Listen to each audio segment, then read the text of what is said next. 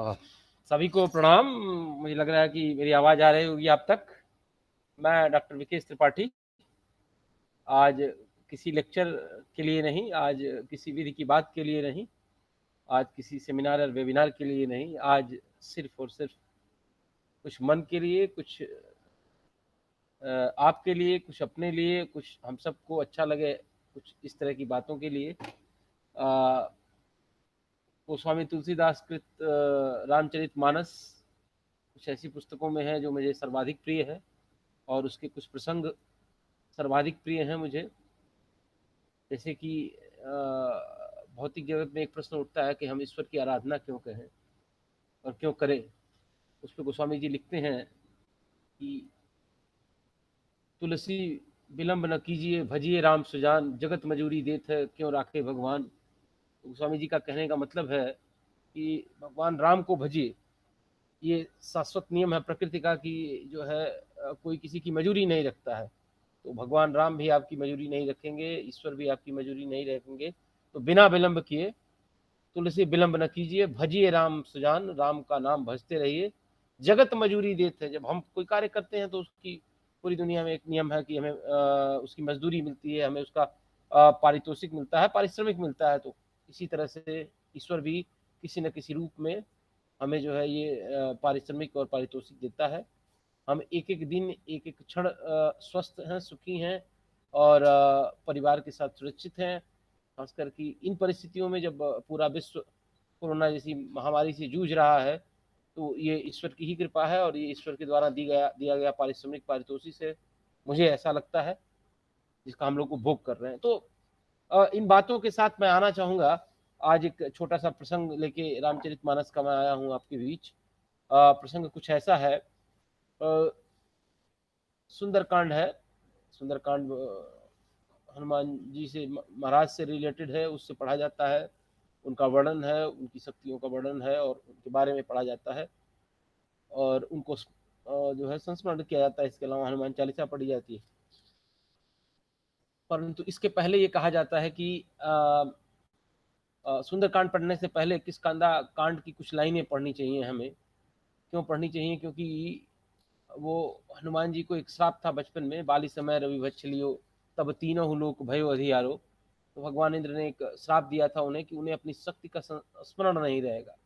उनकी शक्तियां तो उन्हें अपार थी, पवन तनय बल पवन समाना, बुद्धि विवेक विज्ञान निदाना थे वो, लेकिन उन्हें शक्तियों का संस्मरण नहीं रहता था, स्मरण नहीं रहता था, उन्हें याद दिलाना पड़ता था।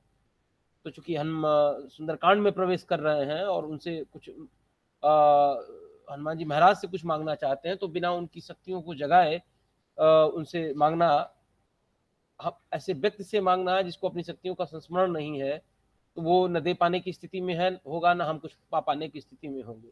इसीलिए हनुमान जी महाराज को जगाने के लिए इन जो है चौपाइयों का, इन दोहों का पढ़ा जाना आवश्यक है। खास करके तब जब हम सुंदरकांड को पढ़ते हैं और हनुमान जी महाराज से को पढ़ते हैं।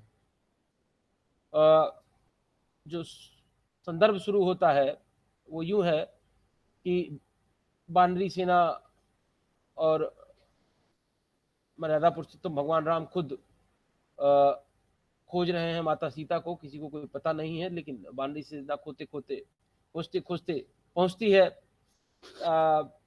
संपादी जी महाराज से मुलाकात होती है, जो जटायु के भाई हैं, और उनसे पूछा जाता है कि क्या आपने देखा है कि रावण को या किसी स्त्री को ले जाते हुए, या इस तरह एक प्रश्न किया जाता है उनसे। तो वो कहते हैं कि मैं देखूं तुम ना ही, गीध दृष्टि अपार। मैं देख सकता हूँ, आप लोग नहीं देख सकते क्योंकि गीध की दृष्टि अपार होती है। तो गीध की दृष्टि से मैं देख सकता हूँ। बूढ़ बयो न तो करते हूँ, कछुक सहाय तुम्हार। मैं बूढ़ा हो चुका हूँ, वरना मैं जरूर आप लोगों की कुछ सहायता करता। तो इस तरह से संपादी जी महाराज बताते हैं कि वो पूरी बानरी सेना को, कि जो है रावण समुद्र पार, लंका एक नगरी है जहाँ का वो राजा है, वो ले गया है, शोक वाटिका में रखा हुआ है। क्योंकि मैं गीत की नज़र से देख सकता हूँ, क्योंकि मैं बूढ़ा हूँ तो कोई उपाय नहीं कर सकता, नहीं तो जरूर आप लोगों की कोई सहायता करता। अब प्रश्न ये उठता है, जामोन जी उस बानरी सेना की टुकड़ी के अध्यक्ष हैं उस समय, तो उनके सामने ये प्रश्न उठता है कि कौन जाए। उसमें अंगद जी भी हैं, जामवंत जी भी हैं, उसमें हनुमान जी महाराज हैं, उसमें और भी जो है रीछ और बंदर लोग हैं जो समर्थवान हैं। और सब लोग कहते हैं कि निज निज बल सब काहू भाषा, पार जाए कर संशय रखा। सब लोग अपने अपने बल से अपनी बात करते हैं, लेकिन सबको ये संशय है कि उस पार जाके फिर वापस आ सकेंगे या इस तरह की चीजों में। जामवंत जी महाराज अपने बारे में कहते हैं कि ना ही तन रहा प्रथम बल लेसा, मेरे पास पहले की तरह का बल नहीं रहा। जब ही त्रिविक्रम भय खरारी, तब मैं तरुण रहूं बल भारी। तो अगर पहले की तरह मेरे पास बल रहता तो मैं जरूर जाता, और चूंकि उस तरह का मेरे पास बल नहीं है तो इसलिए मैं नहीं जा सकता हूँ। जामवंत जी अपनी असमर्थता प्रकट करते हैं। अंगद जी महाराज कहते हैं कि अंगद कहूं जाऊं मैं पारा, जी संशय कुछ फिरती बारा। कि जाने को तो मैं पार जा सकता हूँ, उस पार जा सकता हूँ, लेकिन थोड़ा संशय है कि मैं वापस आ पाऊँ, फिरती बारा। जी संशय मैं फिरती बारा। हालांकि अंगद जी महाराज भी बड़े जो है बलशाली थे। वो प्रसंग भी आता है जब उन्होंने अपना पैर जमा दिया था लंका की सभा में। तो जो है ऐसा नहीं था कि अंगद जी महाराज बलशाली नहीं थे, बट कहने का जो तात्पर्य है कि उन्हें ये उस प्रसंग में लगता है कि फिरती बारा मैं वापस आ पाऊंगा या नहीं, ऐसा संदेह है उनको। क्योंकि अभी तक किसी को पता नहीं है कि रावण कितना बलशाली है, लंका क्या है और तमाम सारी चीजें। तो ये प्रसंग आता है कि अब जाए कौन। जामवंत जी महाराज ने अपनी बात कही, संपाति जी ने अपनी बात बताई, सब लोगों ने निज निज बल अपनी बात बताई। अब प्रश्न ये उठता है कि जाए कौन। और ये भी पूरी परिचर्चा चल रही है बानरी सेना में। तो हनुमान जी महाराज पीछे बैठे हुए जैसा कि वो किया करते थे, जय श्री राम जय जय श्री राम का जाप कर रहे हैं, जो कि हमेशा वो किया करते थे। प्रभु राम का जाप कर रहे हैं और उनको अपनी शक्ति का जरा सा भी एहसास नहीं है कि वो भी कुछ कर सकते हैं।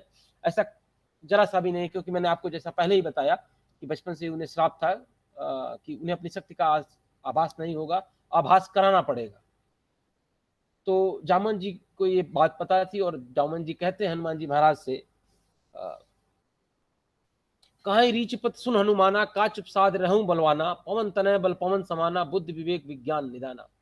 तो जामवंत जी कहते हैं कि का चुप साध रहो हनुमाना, हे हनुमान जी महाराज आप क्यों चुप बैठे हुए हैं। पवन तनय बल पवन समाना, आपके पास पवन के समान शरीर है, पवन के समान आपका बल है, पवन पुत्र माने जाते हैं भगवान हनुमान जी महाराज। तो पवन के समान आपका शरीर है, पवन तनय बल पवन समाना, बुद्धि विवेक विज्ञान के आप निधान हैं, विज्ञान निधाना। तो इस तरह से आप हैं। कमन सो काज कठिन जग माही, जो न हो तात तुम पाही। ऐसा कौन सा कार्य है इस जग में जो इतना कठिन है कि जिसे आप पार नहीं पा सकते हैं। कमन सो काज कठिन जग माही, जो न हो तात तुम पाही। जो आपको पाने से नहीं हो सकता है या आपके द्वारा नहीं हो सकता है। तो अब इन लाइनों के पढ़ने के बाद, इस तरह से बात कहने के बाद हनुमान जी महाराज को थोड़ा सा अपनी शक्ति का जो है संस्मरण होता है, अपने सामर्थ्य का पता चलता है। तो अब हमें ध्यान देना होगा कि जो ये हनुमान जी महाराज का जवाब आता है, अब उनको एहसास होता है, और कैसे एहसास होता है उसको जरा सुनिएगा। राम काज लगी तब अवतारा, सुनते भय पर्वताकारा। राम काज लगी तब अवतारा, भगवान राम के काज को करने की बात है। और राम काज को सुनते ही राम भक्त हनुमान जी महाराज पर्वताकारा, पर्वत के समान हो जाते हैं। और उसके बाद कहते हैं कि कनक वरण तन तेज भी राजा, मानव अपर गृण कर राजा। सिंहनाद करी 12 लीलऊ नागऊ जल निधि खारा। लीलई नागऊ जल निधि खारा, मैं पूरे समुद्र को लील जाऊं जो खारा है। मैं मैं मैं सहित सहाय रावण ही मारी, सारे सहायों समित रावण को मार डालूं। आनऊ यहां त्रिकूट उपारी, लंका के पूरा त्रिकूट पर्वत सहित जो है मैं उठा लाऊं, ये सब मैं कर सकता हूं। पूरे अपनी शक्ति का संस्मरण हो गया। लेकिन इसके बाद जो बात वो कहते हैं, वो बात मुझे लगता है कि हम सबको सुनना चाहिए, समझना चाहिए और उसका हमेशा प्रयोग करना चाहिए, जीवन में उसको चरितार्थ करना चाहिए। वो ये है, जामवंत मैं पूछूं तो ही उचित सिखावन दीजो मुहि। उनको संत का अपने संस्मरण हो चुका है, उन्हें पता है वो क्या कर सकते हैं। उन्होंने बताया कि मैं जल निधि पूरा समुद्र पी जाऊं, मैं पूरा लंका के त्रिकूट पर्वत सहित उठा लाऊं, रावण सहाय सहित मैं मार डालूं, ये सब मैं कर सकता हूं। लेकिन उचित क्या है जामोहन जी, आप मुझे ये बताइए। और देखिए, ये उचित और अनुचित का निर्णय वो खुद नहीं कर रहे हैं, हनुमान जी महाराज खुद नहीं कर रहे हैं। सामर्थ्यवान है, सामर्थ्य का पता चल चुका है, लेकिन ये विशेषता देखिए कि वो खुद नहीं कर रहे हैं, अपने से बड़े जामवंत जी से वो पूछ रहे हैं। हमें अपने बड़ों का मार्गदर्शन हमेशा लेना चाहिए किसी भी कार्य के करने से पहले, और विशेषकर तब जब हम अपनी शक्तियों का, अपने सामर्थ्य का इस्तेमाल करते हैं, और जहां हमें पता नहीं है कि हम किस चीज के लिए कर रहे हैं। यहाँ उनके राम काज पता है, लेकिन वो जामोहन जी से जो बड़े हैं उनसे ये मार्गदर्शन चाहते हैं कि मैं इतनी सारी चीजें कर सकता हूं, लेकिन उचित और अनुचित का हमेशा ध्यान रखा गया है। पूरे मानस में आप देखेंगे, मानस, अभी बात करूंगा मानस पे और मानस के और प्रसंगों पे, लेकिन जीवन की आज भी जितना प्रासंगिक मुझे लगता है जीवन दर्शन के लिए मानस, भारत वांग्मय में और सारी तमाम जो है पुस्तकें हैं, तमाम लिटरेचर हैं, मानस भी उनके में एक है जो मुझे काफी प्रिय है विचारों के नाते। गोस्वामी जी ने जिस तरह से लिखा है, तो वो कहते हैं कि उचित सिखावन दीजो मोहे, उचित क्या है वो मुझे बताइए, करने को तो मैं बहुत कुछ कर सकता हूँ, जो है रावण सहाय सहित मार सकता हूँ, पूरी लंका क्या त्रिकूट पर्वत से उठा सकता हूँ, लेकिन अभी उचित क्या है। और खुद उचित और अनुचित का निर्णय नहीं ले रहे हैं। उचित और अनुचित का निर्णय जामोहन जी जो श्रेष्ठ हैं, जो उस पूरी वानर सेना में श्रेष्ठ हैं, उनसे पूछते हैं। और अब देखिए जामोहन जी क्या कहते हैं, ये भी बड़ी विशेषता है जामोहन जी की, जरा इसको भी आप सुनिएगा। वो कहते हैं, इतना करो तात तुम जाही, सीता ही देख कहूं सुधी आई। आप सिर्फ इतना करिए, जाके पता करिए सीता जी की सुधि लेके आइए, कैसी हैं वो, सीता माता कैसी हैं शोक वाटिका में या जहां भी है लंका में, वो कैसी हैं, इतना ही कार्य आपको करना है। और क्यों ऐसा करना है, क्योंकि सबका कार्य निर्धारित है। जब निज भुज बल राजीव नैना, कौतुक लाग संग कपिसेना। जब आप सुधि लेके आएंगे तो जो राजीव नैना, नैना विराम मर्यादा पुरुषोत्तम भगवान राम है, वो अपने निज भुज बल, अपनी भुजाओं के बल पे राजीव नैना जाएंगे। और कौतुक लाग संग कपिसेना, कपिसेना के साथ।